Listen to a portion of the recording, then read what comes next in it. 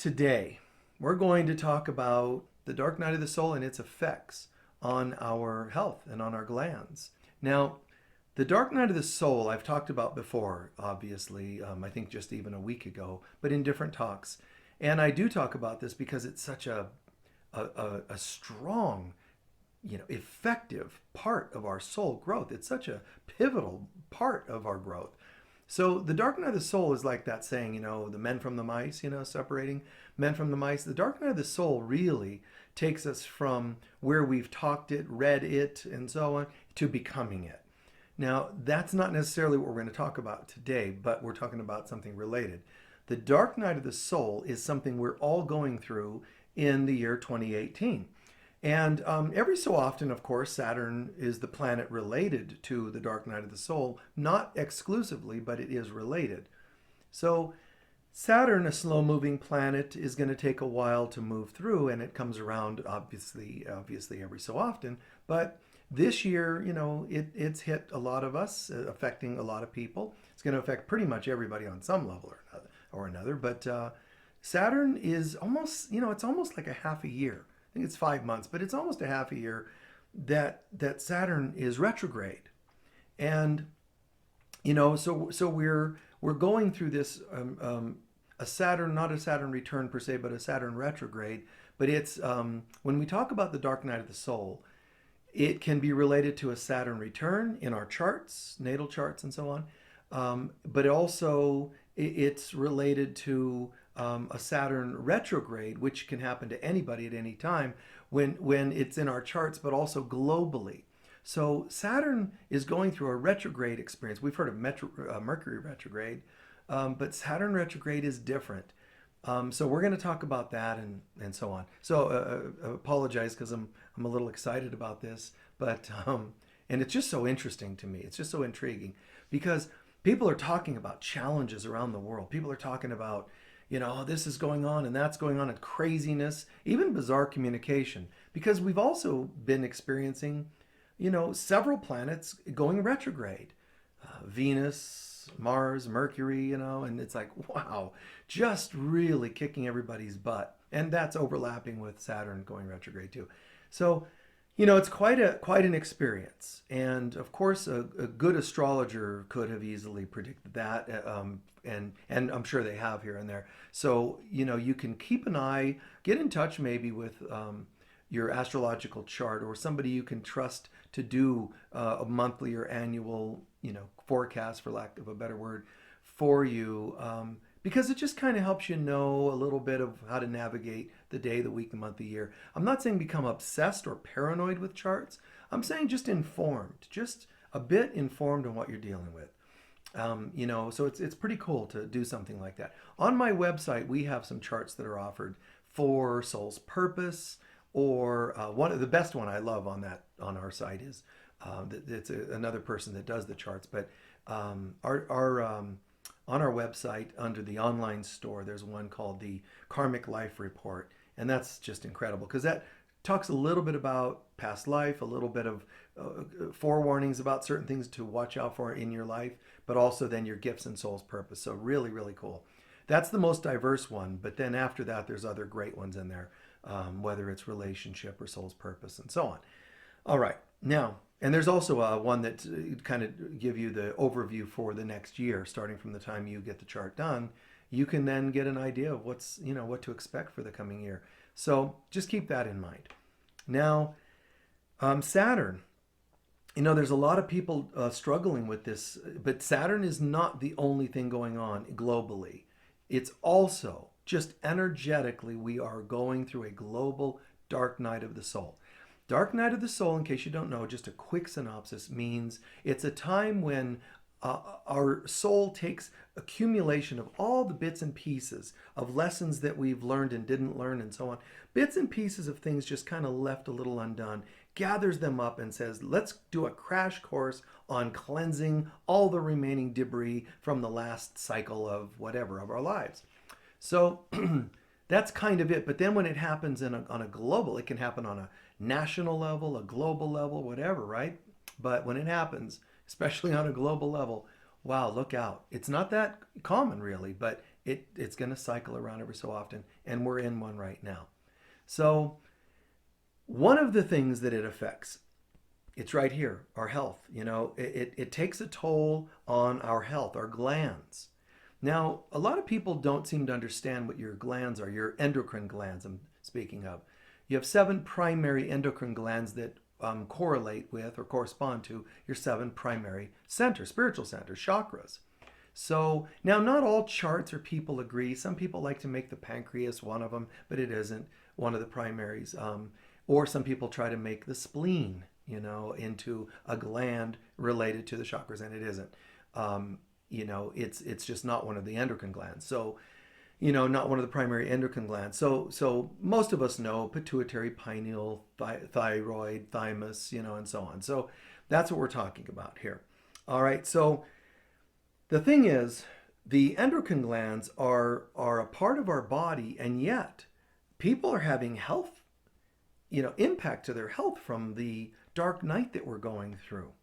And it's affecting our glands. Now, our glands are not just important, they are in charge. Our glands are the most spiritual thing in our body. They are next to spiritual. If they were any more spiritual, they would disappear and become part of our energy systems, our chakras, meridians, and so on. So whether you believe in or know about the chakras, we have 7 primary spiritual centers in our body, little like vortexes of energy, powerhouses. It would be like nuclear power plants on the earth or in the country that fuel our energy. And so we have these kinds of energy plants in our body. And they feed downstream the energy, just as a power plant does. Downstream to our minor chakras, downstream to acupuncture points, meridians, et cetera, et cetera. So pretty cool, when you think about it. But the glands are connected to the 7 primary chakras. So the chakras sort of, there's several things I could say about those, but the chakras sort of, are fed energy, that they draw energy in, actually chi from the space around us. They draw in chi, almost like charged particles or molecules, let's say. They get these charged particles and they absorb them and they feed it to the body. You also get chi from nutrients, from food, of course, and water, air, but the chakras are also breathing them in. You're ingesting them in your mouth, but the chakras are just sucking them in. So you have a different form of energy coming into the body that most people don't know about. Now, if you don't know about this, how are you going to really understand the body? And that brings us to the fact that the medical profession is not anytime soon going to understand the body or the glands. Why? Because they're not a spiritual institution. So they're not going to spiritualize themselves. So they're not going to understand spiritualized parts of the body. They're not going to understand the glands because they're too spiritual. They can only try to figure out and dissect, so to speak, the functions, the physiology, anatomy, and structure of the glands from a really mundane material point. But they're so spiritual, the glands, that's not going to do you a lot of good. You're just going to be dissecting tissue and going, well, we think it does this and that. You'll be generally accurate on that level, but that's not the level that the problems arise. The level in that the problems arise in our glands is from consciousness. Because consciousness affects the 7 centers then affect the glands, which then affect the organs, and so on. So you're not going to find that anytime soon, unfortunately, and it would be great if all that could change, would change, but it's just not the trend of things. Money's not made in understanding things on a spiritual level, unfortunately. So if money can't be made, they're less interested. Plus it takes a lot of work to really understand things spiritually.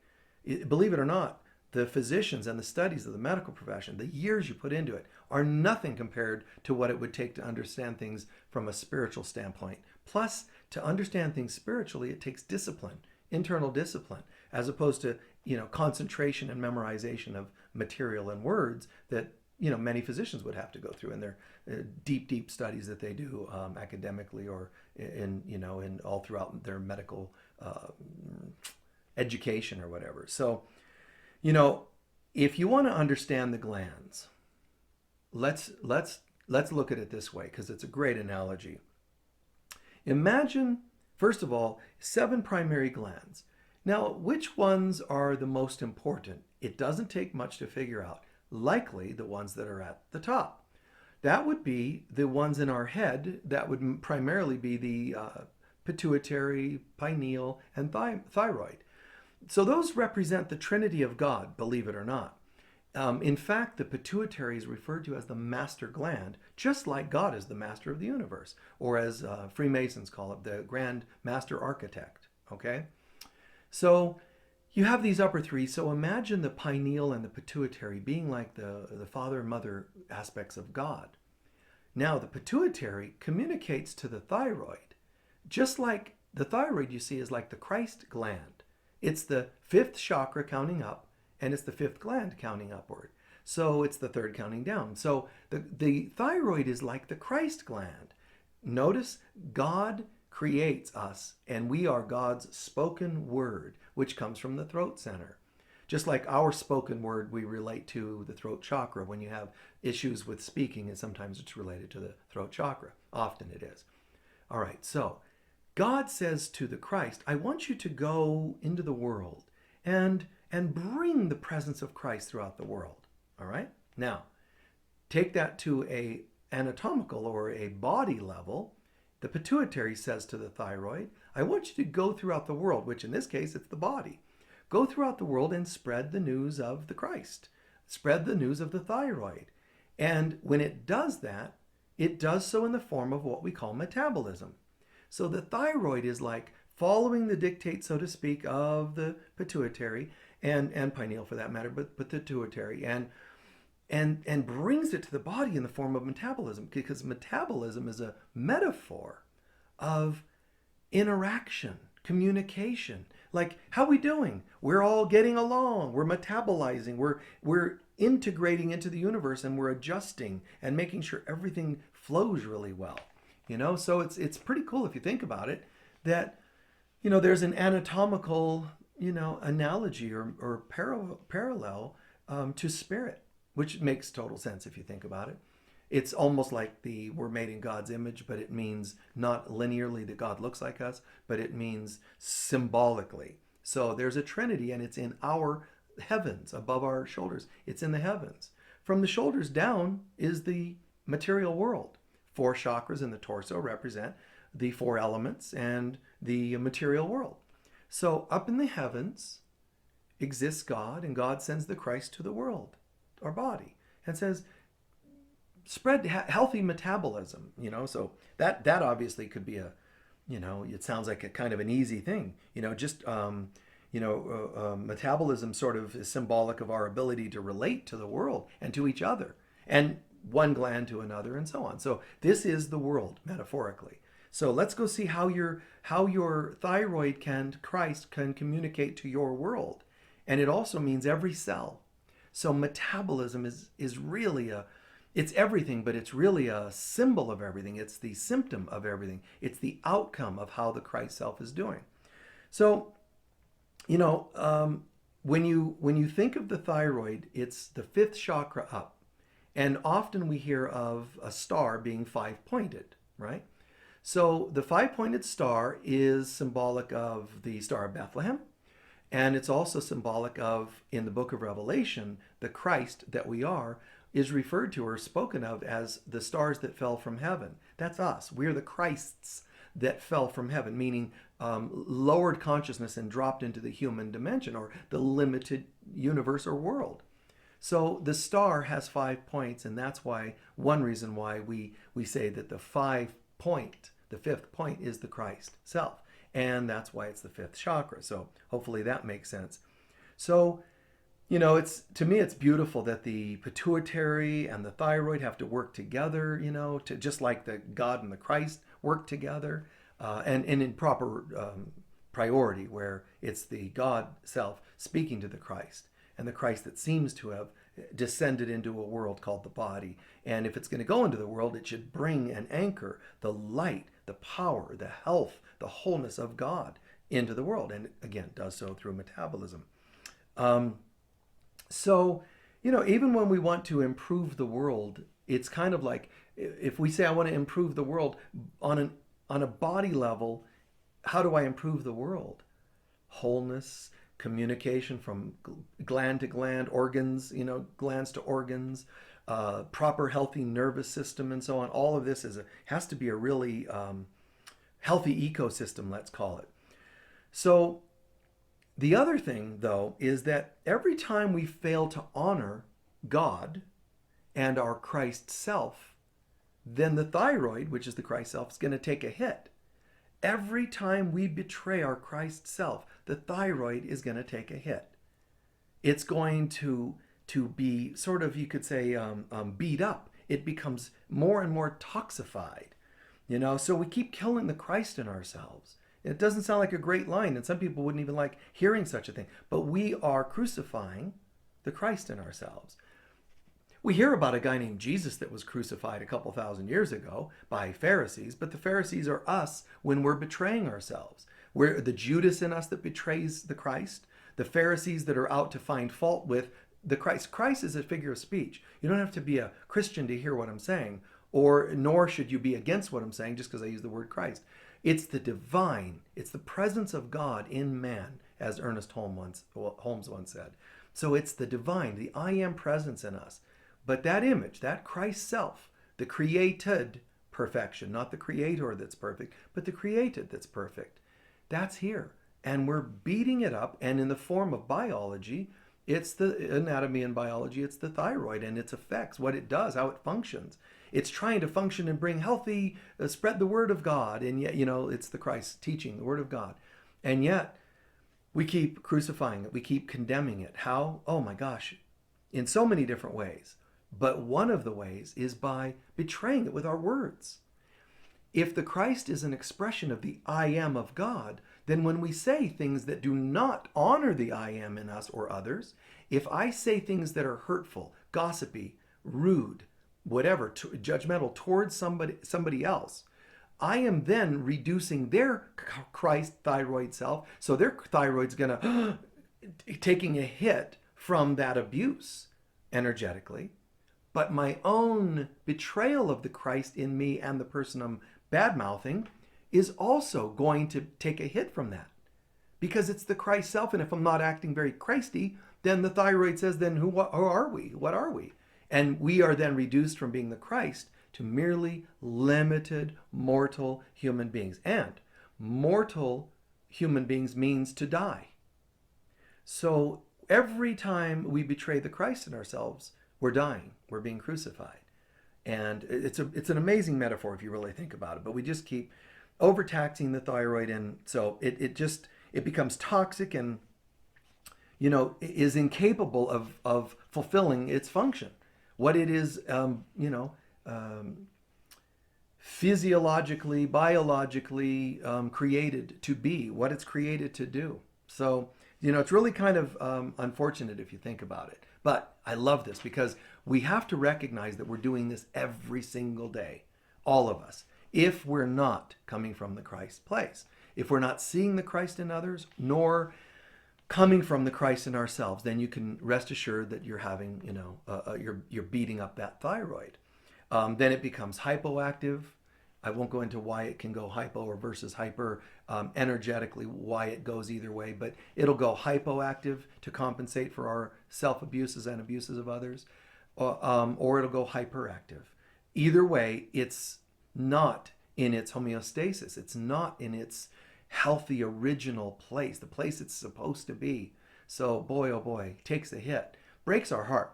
So here's, as we count down the glands, we hit thyroid. The next one down is the thymus. The thymus starts atrophying, dying, from the time we're born, really, or a few years shortly after. It starts, and that's our heart chakra.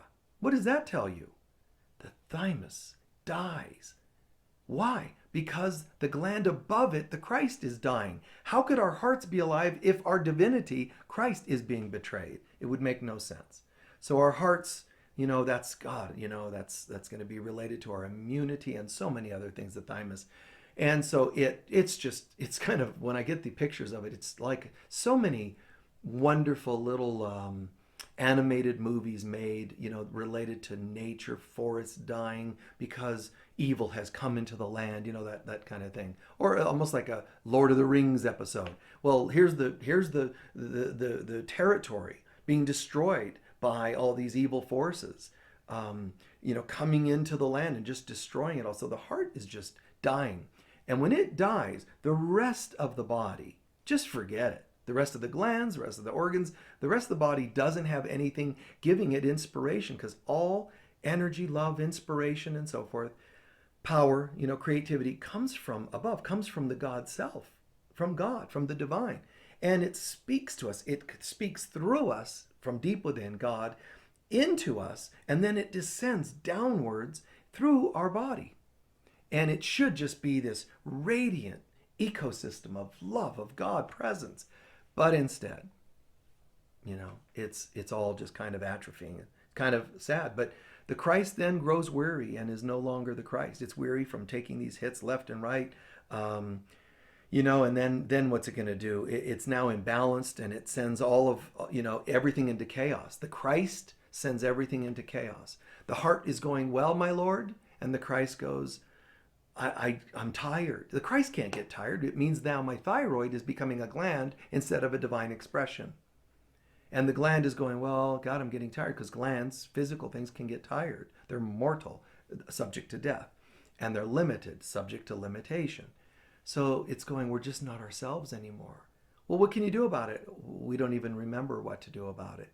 So the Christ could heal, potentially, the thyroid and the Christ by saying, I get it. Spoken from my powerful I am presence, I get it. I was tired, but it's because I was allowing a world of hurt to affect me. I am above that world. I am as God created me. I am a divine expression.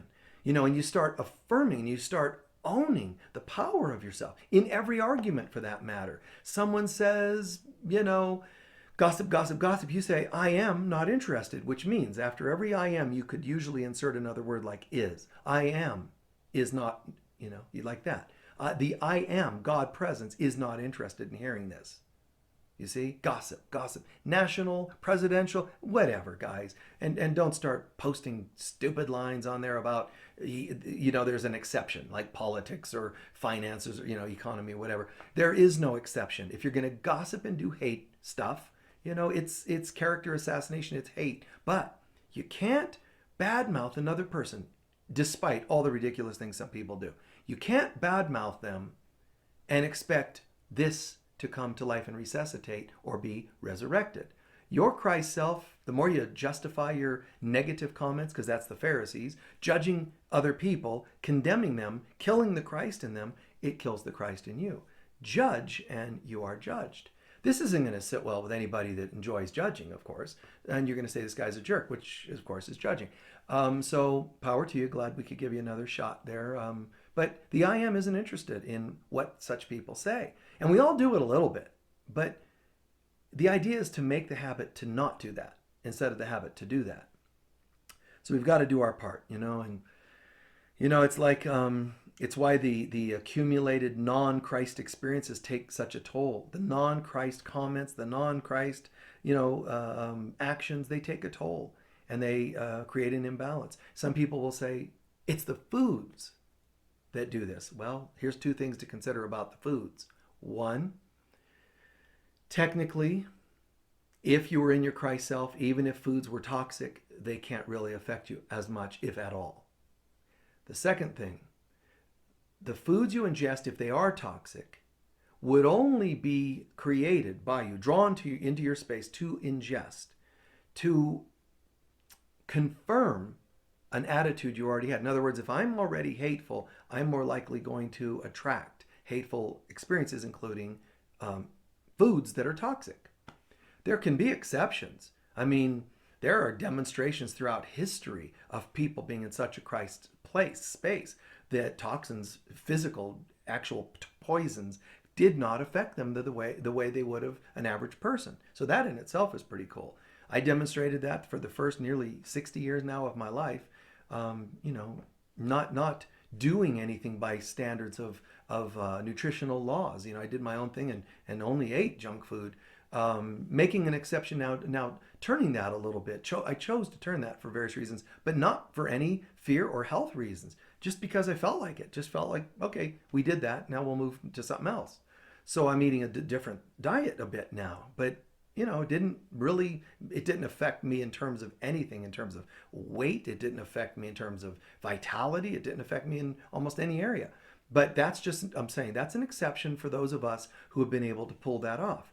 But and it's true that the Christ, the divine in us is the only thing that's really powerful. It's not more powerful than the illusions and the laws of nutrition. It's the only thing that's truly powerful. But that's another story.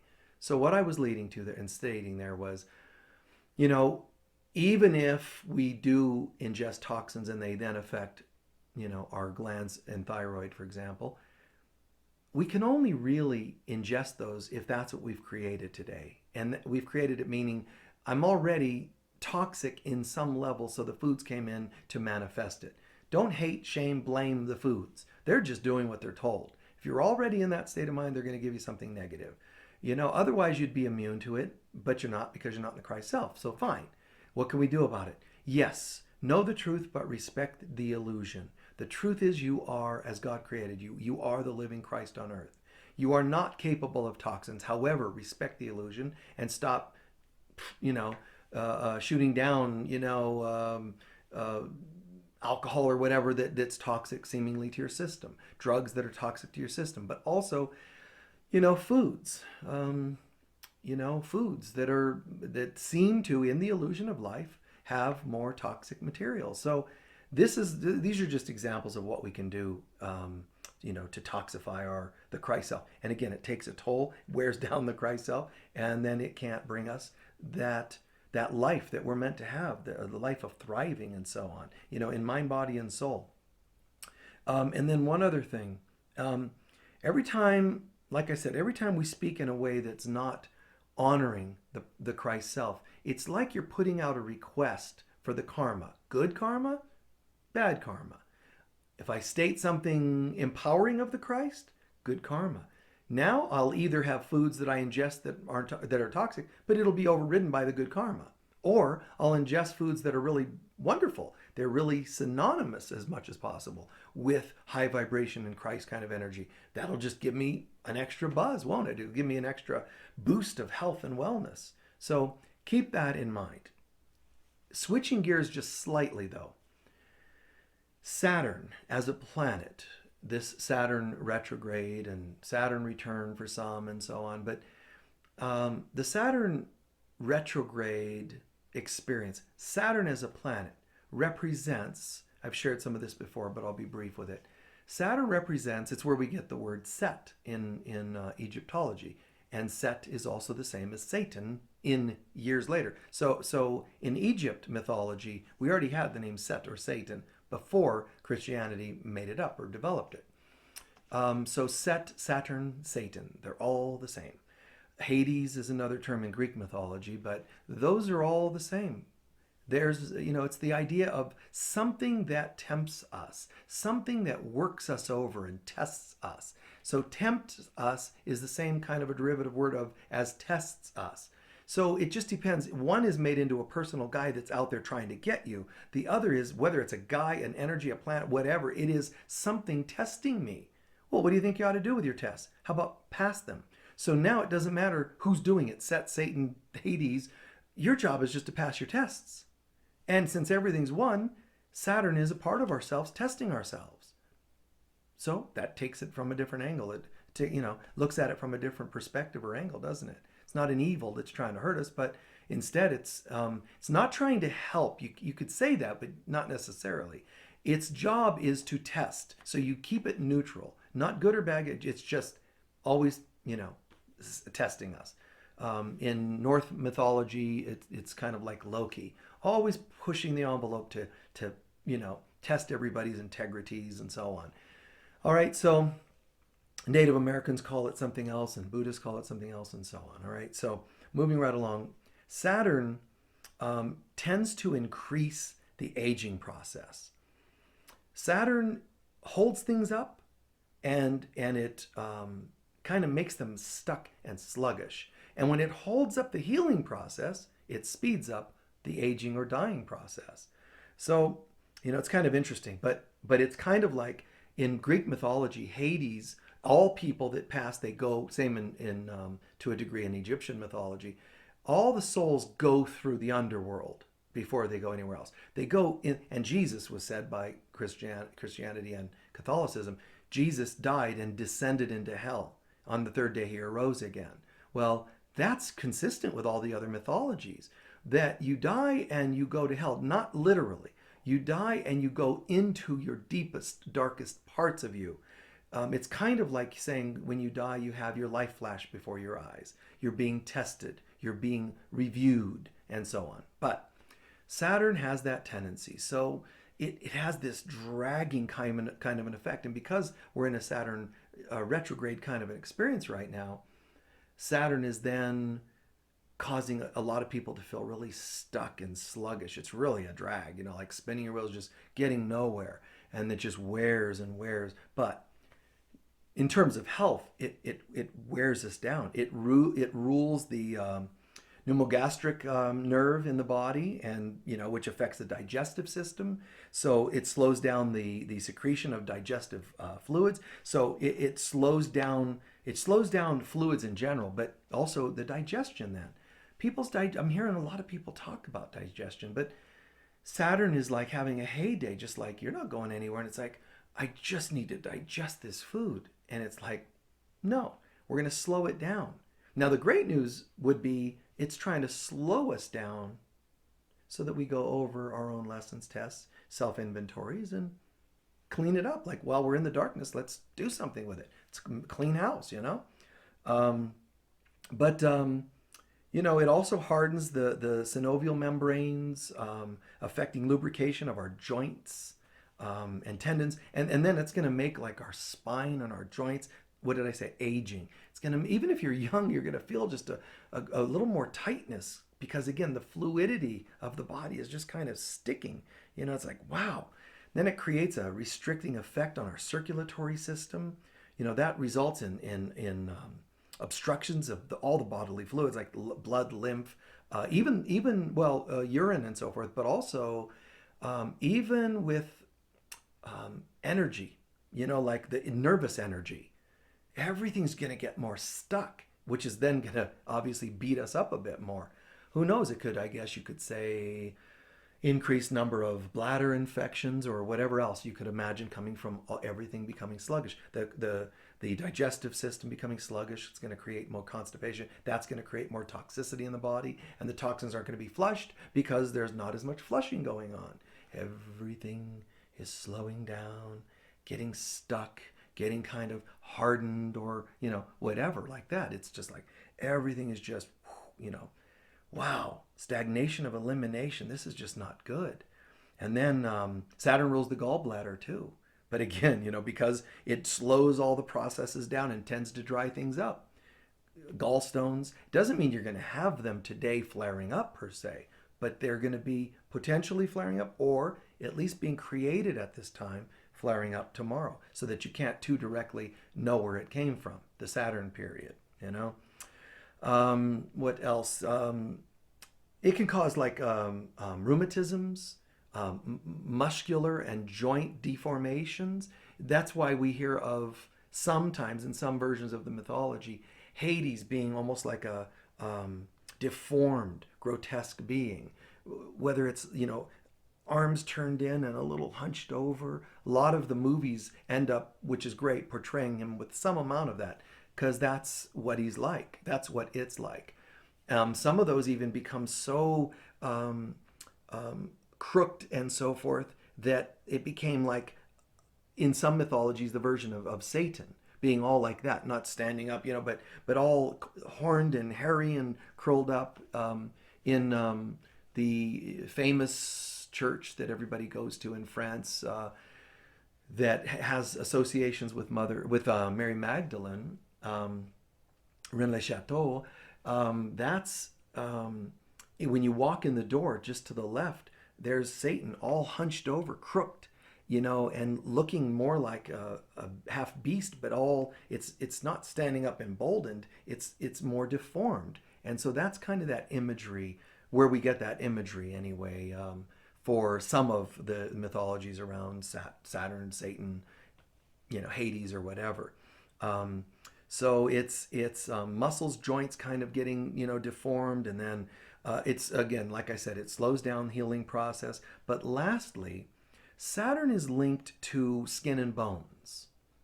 Um, our skin is like our protective barrier, right, from our atmosphere, surroundings, environment, and because it affects the skin, and it's sort of weakening the skin. It can dry up the skin and so on, and age the skin. But Saturn is also going to create a feeling like my skin isn't there. I feel raw. I feel beat up and defenseless to the world. That's the symbolism of Saturn on the skin. And along with that, Saturn rules the skin, teeth, and bones. So just a quick comment on the bones, because Saturn rules the bones. And what are the bones? They're our foundation. And if Saturn rules the bones and tends to try to pull things back and break them down, if it affects the bones, it means my foundation is dissolving, it's collapsing. And that all of these things I'm describing are just all varying symptoms of a Saturn return for some, Saturn retrograde, or even a dark night of the soul. The world is currently dealing with a Saturn configuration and also dealing with a dark night of the soul. And that's why a lot of this is happening. What can we do about it? Well, you can watch various videos of mine on this. They're all free, for the most part. Some are paid DVDs, but they're, I'm not trying to sell you on anything. They're there, and you can watch them. Some things to do and not do. Watch last week's YouTube. It's on YouTube or on Facebook. Just go back on my public page. Go back a little, and it should be posted. But some things to do and not do, especially with health. But any topic. This too shall pass. It's a cycle you're in. And I would say make the best of it. Do your internal work anytime you're in the dark night of the soul. Right, today we're talking about its physical effects, its physiological effects. So what I would do is find a way to stay afloat above water. Then you'll rise above, but find a way to at least stay afloat. Do not sink. You're, oh my God, I'm aging unusually fast, or this or that or the other's happening. I would just say make a list of some things, and if some of them seem unsolvable, maybe say goodbye to them. Whether it's youth, you wish you were 30 again and you're 90, you're not going to be 30 again today, tomorrow, or the next day. You accept it, you embrace it. So if there's things that are not the way you want them to be, they've changed, I would say use some common sense, but do some deep work on that. Prayer is always helpful, but don't say, I want my skin back, if your skin is aged, your bones are tightening. How about some myofascial body work to help open it up? Your spine is really stuck. How about some chiropractic?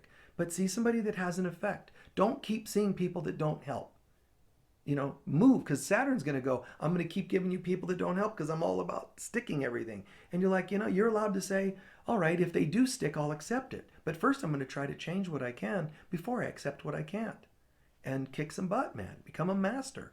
So do what you can. And, for me, one of the most empowering things during this dark night period is, just being empowered enough to, pray. And you might sleep a little more, get rest while you're in the dark night. It's nice to sleep when it's dark, right? Sleep a little more, but restfully. Don't sleep depressively. Sleep restfully. You sit in a hot tub or sit in a bathtub.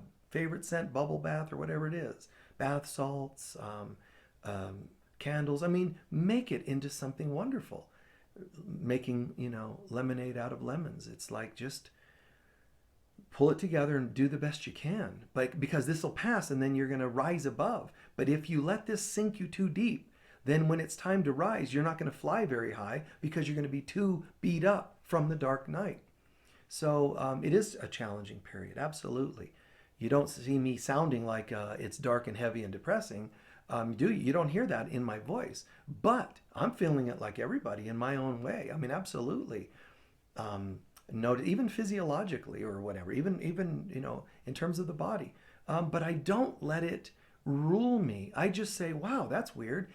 Can I do anything to change that? And some things, in one particular instance, I did a few things to change something, and I had shared before, but for a couple of years living in the high desert, and Saturn affects fluids, moving here and going through a dark night, living up in here in Sedona, waters all became sluggish. It affected joints, but the body, kind of filling up, swelling up with water a lot. It must look like 10 pounds swelled with water. It's really something. And you put on socks, you take them off, they're dense, So it's really the way a pregnant woman would understand, a woman who's been pregnant, because you get all this swelling and it seems surreal, especially if you fly like I do all the time. It adds to it even more. So that fluidity is seemingly lost, the openness of the fluidity. So I played with that, changing what I can. And I was fortunate enough to just even recently have come up with a way to figure out what's going on instead of listening to all the things that aren't accurate.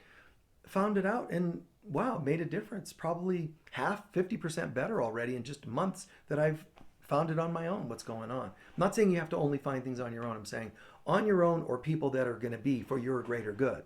Not people that just drag things on, but people that are as interested in you healing as much as you are, which is not easy or common, but it's there if you look, all right? Or get feedback even on our, like Facebook or other Facebook groups. You can go on Facebook groups that are support groups to thyroid imbalances or whatever. Get some feedback. Don't get caught in all the gossipy, oppressive stuff, but look for people that are having answers, and insights. So I bid you good fortune in this period. Plan on coming out the other side of the tunnel, the dark night, into the light at the end of the tunnel. Let what I shared today lift you in terms of finding out thyroid. Don't go, oh my God, the thyroid, you just talked about, oh, it's terrible. Think of it as, wow, that's the Christ self, and I've been letting things of the outer world beat me up, the Christ self, and crucify me. So of course it's tired. So of course I'm not, whatever it is, losing weight or metabolizing and so on. Or you could say, my own betrayal of my Christ self. I speak of myself like I'm lowly or a terrible person. I get down and judge myself, crucifying the Christ. So of course my thyroid's going, oh my God, down, down, down, instead of, like radiating light. So let the Christ be born, okay? Let the Christ be born again, here, now. And every time you think of this concept, let it be born again. Oh, I got it. I was a little sluggish there. Let it be born. And it gives you back your vitality. It gives you your immunity. It gives you your metabolism, your overall balance in life. But it also is a communication from pituitary to the rest of the glands, which sounds to me kind of important, because that would be God communicating with mankind as a metaphor. Would you like to see God communicate with mankind where mankind could hear it? God always communicates. But is mankind able to hear it? No. The doors, boom, are shut from all the toxins and betrayals and abuses. So this might seem a little abstract to some. It might make total sense to others. But I was just asked this question, so wham, went on a roll with it, all right?